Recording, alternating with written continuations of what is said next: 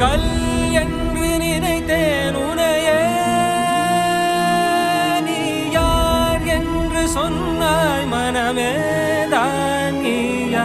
எதில் நீ இருந்தாய், எங்கோ மறைந்தாய்.